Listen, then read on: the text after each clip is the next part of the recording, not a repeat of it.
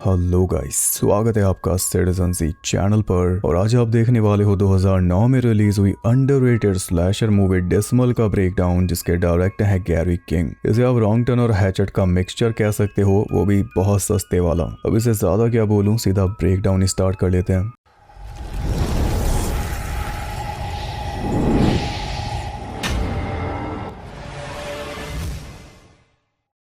Movie start होती है great dismal swamp area में, जहाँ पे रात के अंधेरे में दो शिकारी किसी बड़े मगरमच्छ का शिकार करने पहुंचे हुए थे। मगरमच्छ उन्हें मिल भी गया, जिसे गेब ने गोली मार के ढेर कर दिया। पर जब उसकी बॉडी उठाने वो पास गए तो मगरमच्छ वहां पे था ही नहीं। गेब ये सोच के हैरान हो रहा था कि 12 फुट का मगरमच्छ आखिर गायब कहाँ हो गया।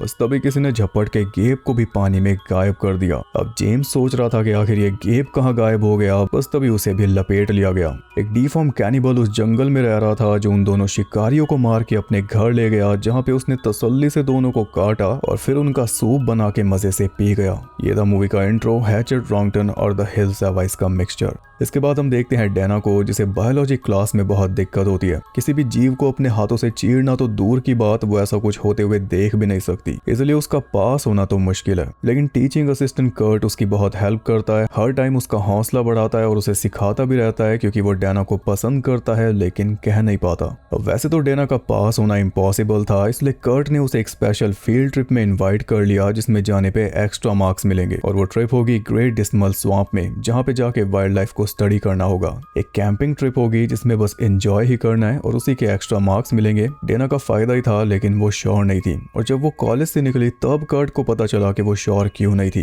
क्योंकि उसका बॉयफ्रेंड ब्रेडी उसे जाने नहीं देगा। उसने ऑलरेडी किसी पार्टी में जाने का प्लान बना रखा है। फिर भी कर्ट ने डैना को अपना नंबर लिख के दे दिया था कि अगर तुम्हें जाना हो तो बता देना। और उसी नंबर को लेके डैना और ब्रेडी के बीच बहस हो गई। ब्रेडी ने डैना को साफ मना कर दिया कि तू उस लूजर के साथ कहीं नहीं जाएगी, और डैना सोच में पड़ गई कि अब क्या किया जाए। अगले दिन कर्ट तो कार लेके तैयार खड़ा था, लेकिन डैना पहुंची नहीं। बाकी स्टूडेंट्स भी पहुंच चुके थे, जिनमें है शैली, गैरी, जमाल और ईव। ईव तो स्टूडेंट भी नहीं है, जमाल उसे ऐसे ही साथ में ले आया क्योंकि वहां पे गहरी बातचीत के सेशन होंगे। कर्ट काफी देर तक डैना का वेट करता रहा, पर जब वो नहीं आई तो आखिर में निकल ही रहा था कि तभी वो सामने आ गई और उसे देख के कर्ट का चेहरा खिल उठा। अब ये ट्रिप उसके लिए कामयाब होगी। काफी देर ड्राइव करने के बाद वो जंगल में पहुंचे, जहां से आगे रास्ता नहीं था। तो कार को वहीं पे छोड़कर अपने बैग वगैरह लेके वो सब पैदल ही आगे बढ़ गए स्वाम्प की तरफ। और जंगल में से छुपकर कैनिबल उन्हें देख रहा था। स्वाम्प के नजदीक पहुंचते ही सही सी जगह देखकर उन्होंने अपने टेंट सेटअप कर लिए। इस काम में भी डैना को दिक्कत हो रही थी, तो उसके बदले कर्ट ने कर दिया। और कर्ट ने बताया कि ये सब मुझे मेरे डैड ने सिखाया था, क्या पता तुम उनसे कभी मिल पाओ। अभी लंच में 1 घंटा बाकी था, तो इतने में कर्ट ने सबको फील्ड रिसर्च करके नोट्स बनाने के लिए बोल दिया। लेकिन सबके सब अलग ही रिसर्च में लगे हुए थे।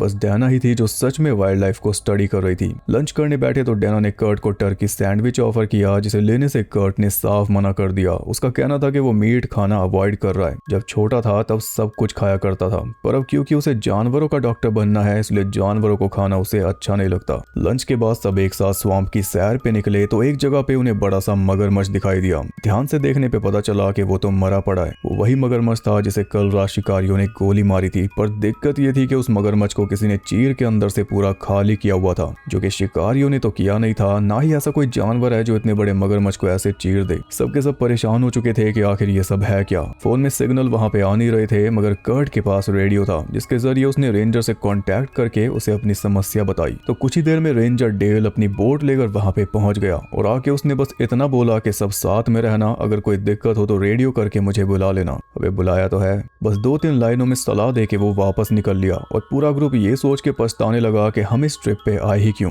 अगर इस स्वाम्प में हथियारबंद शिकारी घूम रहे हैं तो कोई भी सेफ नहीं है। लेकिन उन्हें यह नहीं पता था कि स्वाम्प में शिकारियों से भी ज्यादा खतरनाक कुछ घूम रहा है। उधर रात में ब्रेडी अपने दोस्त की पार्टी में पहुंचा, तो वहां पे एक दोस्त ने उसे भड़का दिया कि डैना पता नहीं एक्स्ट्रा मार्क्स के लिए क्या क्या कर रही होगी। बस इतना सुनते ही पार्टी छोड़ के ब्रेडी निकल लिया स्वाम्प की तरफ। क्योंकि फोन मिला रहा था तो फोन भी लग नहीं रहा था, जिससे शक और ज्यादा बढ़ता जा रहा था। इधर जमाल और ईव चुपचाप टेंट से निकल के जंगल में भाग गए, दिन में जो जरूरी बातचीत अधूरी रह गई थी उसे पूरा करने। लेकिन उसी टाइम वहां पे पहुंच गया कैनिबल, जिसने हुक फेंक के जमाल के मुंह में फंसा दिया और फिर उसे खींच के एक हाथ से हवा में लटका दिया। इतने में उसकी जान जा चुकी थी। ये देखकर ईव पूरी स्पीड से भागी और उसने देखा ही नहीं कि जंगल में बेयर ट्रैप्स बिछे हुए थे। तो एक पैर उसका ट्रैप में कुछ इस तरह से फंसा के सीधा ही कट के अलग हो गया, जिस वजह से उसका बैलेंस बिगड़ा और दूसरा पैर भी फंस गया, जिसके चलते वो नीचे गिर गई और फिर उसका मुंह वो भी ट्रैप में फंस के क्रश हो गया। आज तो पनीर बनेगा कैनिबल के घर। ईव की चीखें सुन के बाकी सब भी अपने टेंट्स में से बाहर निकले और उन्होंने पाया कि जमाल और ईव गायब हैं। तो डैना और शैली को वहीं पे छोड़कर कर्ट और गैरी निकल पड़े उन दोनों को ढूंढने। तभी रास्ते में कैनिबल ने कर्ट के मुंह पे ऐसा हथौड़ा मारा कि उसे वहीं पे चेत कर दिया। गैरी जल्दी से भाग के वापस कैंप पे पहुंचा और उसने डैना और शैली को बता दिया कि कर्ट मर चुका है और हमें अभी के अभी यहाँ से निकलना होगा। डैना को यकीन नहीं हो रहा था, इसलिए उसने रेडियो के जरिए रेंजर से कांटेक्ट करना चाहा ताकि वो आके कर्ट को ढूंढे, लेकिन कांटेक्ट हुआ नहीं, इसलिए उसे भी भागना ही पड़ा। तीनों वापस कार तक पहुंचे लेकिन कार चली ही नहीं क्योंकि कार के चारों टायर पंचर किए हुए थे। तब जाके उन्हें पता चला कि उनका शिकार किया जा रहा है। डैना ने एक बार फिर रेडियो यूज किया और इस बार डेल से कांटेक्ट हो गया। डैना ने उसे बता दिया कि हमारे दोस्त मर चुके हैं और कोई हमें भी मारना चाहता है। डेल बोला कि तुम लोग वहीं पे रहो, मैं कुछ देर में पहुंच जाऊंगा। और उधर से ब्रेडी भी ऑलमोस्ट पहुंच ही चुका था। इतने में डेल उन्हें बचाने आए। वो तीनों कार के नीचे छुप गए और बस प्रे कर रहे थे कि शिकारी उन तक ना पहुंचे, लेकिन वो पहुंच गया। वो कार के चक्कर लगा रहा था और तीनों की धड़कन बढ़े जा रही थी, पर तीनों ही उसे दिखे नहीं, इसलिए आखिर में वो चला गया, ऐसा उन्हें लग रहा था। अचानक ही उसने डैना को खींच के उल्टा हवा में लटका दिया, लेकिन आगे कुछ कर पाता उससे पहले डेल वहां पे पहुंच गया और उसकी कार की लाइट्स देखकर कैनिबल डैना को छोड़कर वहां से भाग निकला। डेल आ चुका है, अब तो बच ही जाएंगे, फिर से ऐसा उन्हें लग रहा था। डेल ने आते ही कैनिबल का हथौड़ा उठा के उल्टा गैरी के मुंह पे ही दे मारा। बस तभी कैनिबल ने आके दोनों लड़कियों को पकड़ लिया और डेल ने उन दोनों को भी हथौड़ा मार के बेहोश कर दिया। फिर तीनों को उठा के अपने घर में ले गए और यहाँ पे हमें पता चला कि वो दोनों बाप बेटे हैं। डेल बाप है और डी फॉर्म बेटे का नाम है इडियट। बाप का नाम स्टूपिड होना चाहिए था। डेल कोई रेंजर नहीं है, बस रेंजर होने का नाटक करता है। स्वाम्प में आने वाले लोगों पे नजर रखता है ताकि इडियट उन्हें उठा के घर ला सके, जहाँ पे उन्हें ये कई दिनों तक खाते हैं। जब तक एक पर्सन को पूरा खा के खत्म नहीं कर देते, तब तक बाकियों को जिंदा रखते हैं जानवरों की तरह। डेल डैना को यही बता रहा है कि तुझे मैं आखिर तक जिंदा रखूंगा अपने पास। हम दोनों बहुत सारा टाइम साथ बिताएंगे, जिसकी शुरुआत होगी एक डिनर डेट से, और डिनर में होगा गैरी। डेल के ऑर्डर पे इडियट गैरी को घसीट के ले गया, उसे अच्छे से काट के बनाने के लिए।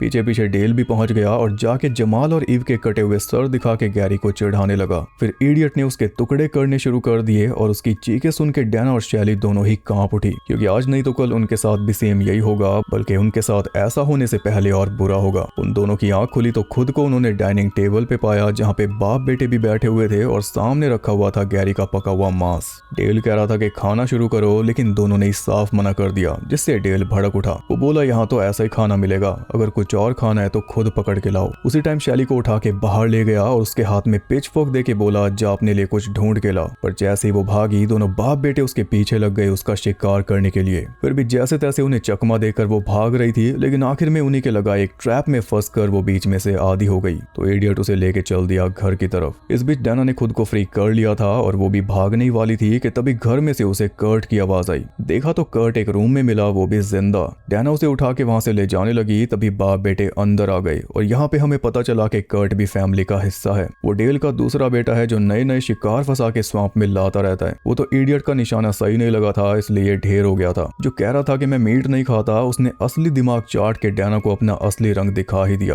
अब आप समझे होंगे, जब इसने कहा था कि बचपन में मैं सब कुछ खा लिया करता था, तो उसका मतलब सच में सब कुछ ही था। और शायद जानवरों का मीट इसने सच में छोड़ दिया है, क्योंकि ये सिर्फ इंसानों का मीट खाता है। अगर ये इंसानों का डॉक्टर बनता तब शायद ये इंसानी मांस छोड़ता। डैना कह रही थी कि मेरा बॉयफ्रेंड आकर तुम सबको सबक सिखाएगा, तो डेल बोला कि वो तो कब का आ चुका। उसने फ्रिज खोला तो ब्रेडी अंदर पड़ा था और उसे देख के डैना की आंखें खुली रह गई। इडियट बाहर जनरेटर में फ्यूल भरने गया हुआ था। डेल भी जा ही रहा था डैना को कर्ट के साथ अकेला छोड़कर, ताकि वो उसके साथ जो चाहे वो कर सके। लेकिन डैना ने मौका देखकर गर्म पैन कर्ट के सर पे दे मारा, फिर जल्दी से डेल की भी घंटी बजा दी और फिर वहां से भाग निकली। तीनों उसके पीछे लग गए, पर डैना घूम फिर के वापस उनके घर में गई। पूरे घर में उसने फ्यूल छिड़क दिया और फिर खुद शोर करके उन तीनों को वापस बुलाया। जैसे तीनों आए, वो पीछे की विंडो से बाहर कूद गई और बस आग लगाने ही वाली थी कि तभी इडियट ने उसे दबोच लिया। उसके पास टाइम बहुत कम था, इसलिए जैसे तैसे इडियट के हाथ पे काट के वो फ्री हुई और फिर उसे की शॉटगन उठा के उसने इडियट को ही गोली मार दी। फिर आग लगाई कुछ इस तरह से कि उसके लपेटे में इडियट भी आया, पूरा घर भी, और घर में मौजूद डेल और कर्ट भी।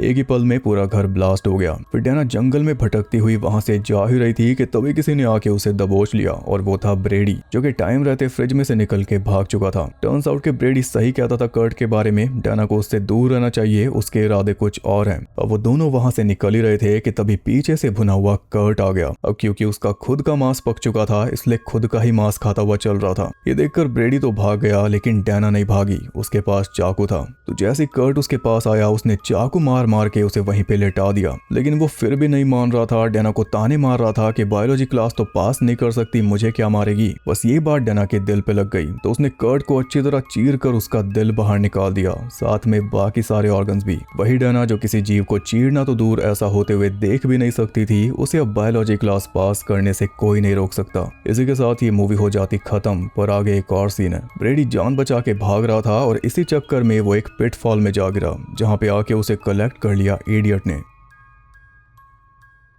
यहाँ पे ये मूवी खत्म हुई सीक्वल की उम्मीद के साथ, लेकिन इसका सीक्वल कभी नहीं आया। $1,30,000 के बजट में ये बनी थी, जिसके बदले कमाई कुछ भी नहीं हुई। लेकिन ऐसी जो बैकवर्ड स्लैशर्स होती हैं उनकी वाइब मुझे बहुत पसंद है, क्योंकि मैं रॉन्ग टर्न की वजह से इस तरफ आया था। तो आज भी मुझे पूरी इच्छा रहती है वैसी ही कोई मूवी देखने की जो मैंने अब तक नहीं देखी या जो बची हुई थी, यानी जो बहुत ही ज्यादा रेयर है। ये भी उन्हीं में से एक है, अभी अवेलेबल हुई है इसलिए अभी वीडियो बना दी। वैसे स्लैशर्स वाली प्लेलिस्ट भी 200 तक पहुंचानी है। आपको इस तरह की मूवीज कैसी लगती हैं या फिर कौन सी मूवी से आपका हॉरर में इंटरेस्ट जागा, वो आप कमेंट करके बता देना। वीडियो पसंद आई तो लाइक कर देना और ऐसी और इंटरेस्टिंग और रेयर वीडियोस देखने के लिए चैनल को सब्सक्राइब कर लो, साथ में इंस्टाग्राम पे फॉलो भी। मैं आपसे मिलूंगा अगली वीडियो के साथ, तब तक के लिए सबको बाय।